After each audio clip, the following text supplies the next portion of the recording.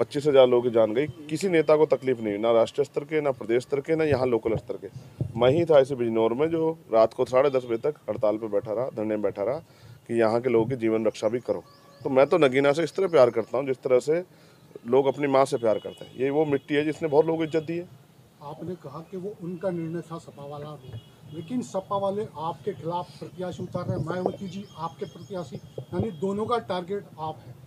आप झगड़ा कराना चाहते हैं मेरा उनका? नहीं, झगड़ा नहीं, हम तो सवाल कर रहे हैं आपसे। मैं बस सीधा ये कह रहा हूँ, लोकतंत्र है, सबको अधिकार है। क्या आप वो अपने अपने प्रत्याशी उतारें और उनके प्रत्याशी जाके फील्ड में काम करें, उनके लिए मेरी मंगल कामना है। लेकिन हम इस नगीना की जनता के लिए काम करेंगे, क्योंकि नगीना ने बहुत लोगों को मौका दिया। नगीना के बारे में किसने नहीं सोचा, बिजनौर के बारे में किसने नहीं सोचा। आपका मुकाबला सपा बसपा या बीजेपी किससे रहेगा? मेरा मुकाबला तो मुझसे खुद से है। जितनी मेहनत करूंगा उतना ही समर्थन लोगों का मिलेगा। क्या नीम से आप हाथ मिलाने जा रहे हैं? नीम के साथ चुनाव लड़ेंगे? अगर कुछ किसी से हाथ मिलेगा तो आपको पता लग जाएगा। कोई काम बंद पर्दे में थोड़ा ही होता है। ये तो लोकतंत्र है। जैसे मैं आपको सवालों का जवाब दे रहा हूँ, ऐसे जो भी कुछ होगा आपके सामने आएगा। अभी तो यहाँ के जो किसान हैं, नौजवान हैं, बहन बेटियाँ हैं और तमाम जो गरीब वर्ग के लोग हैं, उनके हितों के लिए आज़ाद समाज पार्टी संकल्पित है। बहुत सारे चुनावी मुद्दे हैं जिन मुद्दों पे आपका ध्यान जाना चाहिए, जिन पे आपको भी सवाल करना चाहिए। यही नेटवर्क में मेरे एक साथी थे सलीम, जो पत्रकार भी थे। उनकी जान चली गई क्योंकि हार्ट अटैक आया उनको। जब मैं उनके घर गया मिलने के लिए तो उनके परिवार के लोगों ने मुझसे कहा कि कभी यहाँ के नेताओं ने नहीं सोचा कि यहाँ भी एक अच्छा हॉस्पिटल होना चाहिए जिससे कि यहाँ के लोगों की जान बच जाए। मैं यहाँ चाहता हूँ कि यहाँ एम्स जैसा एक हॉस्पिटल बने जिससे कि यहाँ के लोगों को भी कम पैसा खर्च होने के साथ साथ बेहतर से बेहतर इलाज की व्यवस्था हो। जिस तरह से रोशनाबाद हरिद्वार में उद्योग धंधे लगे हैं, भगवानपुर में उद्योग धंधे लगे हैं, लाखों नौजवानों को रोजगार मिला है, बहन बेटियों को, भाइयों को, यहाँ पर भी उद्योग धंधे लगे, इनको भी रोजगार मिले। क्योंकि बिजनौर का आदमी पूरे देश में जाकर काम करता है। किसी स्टेट में चले जाओ आपको बिजनौर का आदमी मिल जाएगा। तमाम तरह से जो है किसानों की फसलों पे जाकर देखो किस तरह डाका पड़ रहा है हमारा पशुओं का, कोई पूछने वाला नहीं। गुलदार का समस्या मैंने आपको बता दिया। परसों ही 2 किसानों पे हमला किया, 450 टाँके लगे, कोई पूछने कहने वाला नहीं। और जिस तरह से अब सरकारी दफ्तरों में घूसखोरी हो रही है, गरीब आदमी जाते हुए डरता है। कई जगह तो कई ऐसे अधिकारी हैं जो थाने में जहाँ सुनवाई नहीं हो रही है। गरीब जनता परेशान है, मनरेगा का पैसा नहीं आता, मनरेगा में काम भी नहीं मिल रहा, मजदूर परेशान है, न्यूनतम वेतन नहीं मिल रहा है।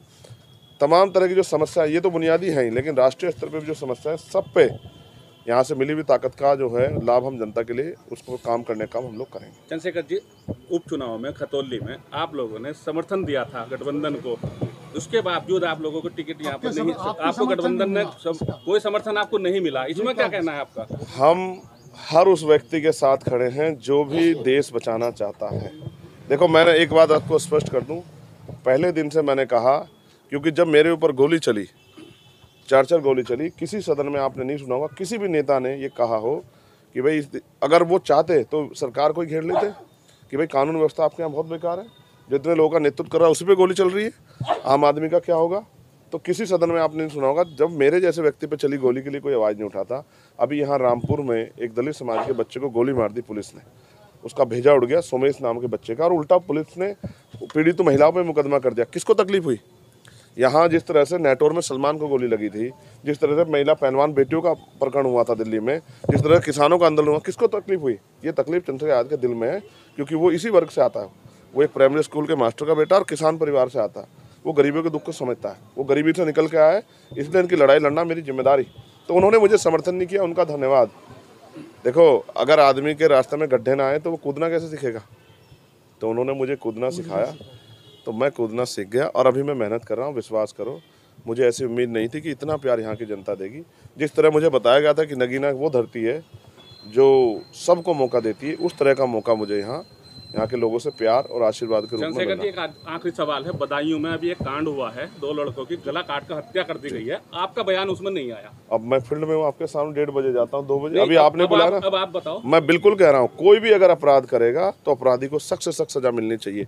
लेकिन आप ये तो बताओ कि ये भारतीय जनता पार्टी की सरकार देखिए जिसमें सरेआम गले कट रहे हैं। मुख्यमंत्री तो कह रहे कानून व्यवस्था बहुत अच्छी है। मैं फिर आपको कह रहा हूँ, ये जो सरकार है ये किसी की सरकार नहीं है, ये तो चंदे और धंधे वालों की सरकार है। ये लुटेरा गैंग है जो चंदा दे दो, ठेका ले लो, और सीबीआई ईडी इनकम टैक्स पर छापा लगे, वो चंदा दे दो तो बिल्कुल पाक साफ हो जाए। ये जो भाजपा की भ्रष्टाचारी सरकार है, इसी की देन है कि आज बेरोजगारी इतनी बढ़ गई है कि नौजवान जो है भूखे मरने के लिए और सुसाइड करने के लिए किसान और नौजवान तैयार है। आप देखो पुलिस भर्ती में पूछो ना आप कि 48 लाख बच्चों ने फार्म भरा, 400 रुपये एक बच्चे से लिए गए, 4-4, 6-6 महीने मेहनत की और पेपर लीक हो गया। मुख्यमंत्री ने क्या कहा, अरे झूठ बोले कोई तो हम सजा कर देंगे, कोई गिरफ्तार करवा देंगे। क्या हुआ, पेपर लीक हुआ नहीं हुआ, फिर आपने भर्ती क्यों कैंसिल किया अगर लीक नहीं हुआ? जो पेपर नहीं संभाल सकते उत्तर प्रदेश, इतने बड़े उत्तर प्रदेश को संभाल लेंगे? शर्म आनी चाहिए सरकार को कि लोगों की जन भावनाओं से खेलना और लोगों को ठगना इनकी नीति बन गई है। जनता इन्हें वोट की चोट से जवाब देगी और नगीना में तो वो ऐसा फैसला लेगी जिस फैसले से पूरे भारत में कमजोर वर्ग के लोगों में उत्साह पैदा होगा। ठीक, थैंक यू। चुनाव की तैयारी? देखिए, चुनाव की तैयारी के बीच से ही समय निकाल के आया। आज भी कार्यक्रम थे, लेकिन पार्टी के सीनियर लोगों ने तय किया कि आज नॉमिनेशन करना है, तो इसलिए उनकी तैयारी होगी, तो इसलिए हम लोग यहाँ नॉमिनेशन करने के लिए आ गए। यहाँ से तुरंत निकलूँगा। आज भी 17-18 प्रोग्राम है, लोगों के बीच में जाना है, लोगों से मदद की अपील करनी है। चुनावी मुद्दे क्या रहेंगे? बहुत अच्छा माहौल है, बढ़िया जन समर्थन मिल रहा है, क्योंकि अब तक जिनको लोगों ने वोट दिया वो चुनाव के बाद कभी इनको ढूंढने नहीं मिले। और चंद्रशेखर एक ऐसा व्यक्ति है जो बिना बुलाए सबकी मदद करने के लिए पहुंचता है, तो लोगों में बहुत उत्साह है, बहुत प्रेम मिल रहा है। कई जगह तो लोग ये कहते हैं कि भाई पहली बार हमें मजबूत कैंडिडेट मिला है जिसके सहारे से हमें भरोसा है कि अगर वो आदमी आगे बढ़ के जाएगा तो पार्लियामेंट में हमारे क्षेत्र की आवाज़ उठेगी। अभी तक तो सब लोगों ने हमें धोखा दिया है। अच्छा, सपा से आप मुद्दे क्या रहेंगे? मुद्दे पे धोखा मिला, इसको आप कैसे देखते हैं? किसने कहा धोखा मिला? जैसे आपका टिकट की बात चल देखो, रही थी, हम प्रयास करते हैं कि एक दूसरे से अच्छे रिश्ते बन जाएं, किन्हीं कारणों से नहीं बन पाते। मैं राजनीति में इसको धोखा नहीं मानता। उन्होंने जो कुछ फैसला लिया अपने बारे में, अपनी पार्टी के बारे में अच्छा सोच के लिया होगा। अच्छा, एक राम गोपाल जी का बयान आया था कि जब पूछा गया कि चंद्रशेखर जी को आपने टिकट नहीं दिया, तो उन्होंने कहा कि चंद्रशेखर जी ने टिकट मांगा ही नहीं, क्योंकि वो तो कह रहे थे कि मैं अपनी पार्टी के सिंबल पर लड़ना चाहता हूँ। अब मैं अपनी पार्टी के सिंबल पे ही लड़ूंगा भाई। ये हमारे लोगों की अस्मिता से जुड़ा हुआ सिंबल है, उनके संघर्ष का सिंबल है, तो मैं इसी से लड़ूंगा ना। खैर, मैं उन पर कोई बात नहीं करना चाहता। उन्होंने जो फैसला लिया वो भी अच्छे लोग हैं, बहुत कुछ सोच समझ के लिया होगा और शायद यहाँ के हालात को देख के लिया होगा। अच्छा, गठबंधन से और आज पे कितना अंतर समझ रहे थे, कितनी मजबूत लड़ाई है? अगर गठबंधन से लड़ते और आज अकेले लड़ते तो मजबूत लड़ाई में क्या फर्क? वोट तो जनता को ही देनी है भाई। नगीना लोकसभा के बाहर के लोग तो आगे वोट नहीं दे सकते, तो जनता से गठबंधन हो गया और जनता में बहुत प्यार विश्वास है। यहाँ पिछले 1.5 साल से यहाँ की हर एक दीवार पे आज़ाद समाज पार्टी